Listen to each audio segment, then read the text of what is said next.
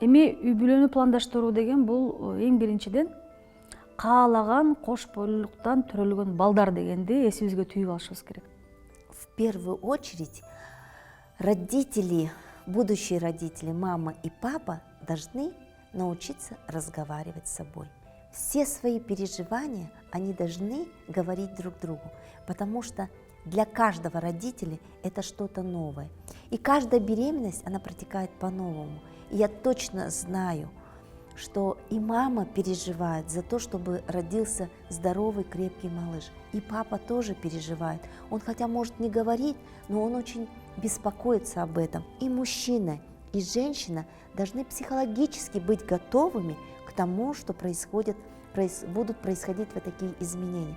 Только два человека должны вот этот момент настолько скрасить и объединить свои силы, потому что именно в этот момент, в первые 3 месяца, особенно первые 2 недели, идет закладка всех органов и тканей человечка. Шариятыбызда бала көрүүдөгү болгон эң жакшы тартип, мыйзам, мындай айтканда эреже. Бул балдардын өз мезгилинде жарыкка келүүсү. Мы должны соблюдать 3 основные правила. Первое правило – ребенок должен быть желанным, а не по случаю, да? Интервал между родами должен хотя бы, по крайней мере, составлять 2–2,5 года. И, соответственно, 3 правило – это обязательно поддержка семьи.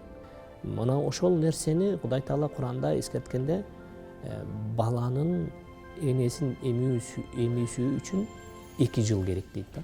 2 жыл энесин толук эмиш керек. Бала энесин толук 2 жыл эмиши үчүн эне жок дегенде 2 жылга чейин боюнда болбой турганы жакшыраак. Организмдеги толуп аткан зарыл элементтердин, айтарлык витаминдердин, деги эле ошо ден соолук толук кандуу өзүнүн айтарлык функциясын аткарып калыш үчүн бир канча убакыт керек эне төрөгөндөн кийин. А вы подумайте, муж и жена, сядьте и подумайте. Давайте мы запланируем этого ребенка, подождем, ты отдохни, ты восстановись, а потом давай родим сколько угодно. Поэтому это должно быть обоюдное согласие семьи, а не только решение женщины.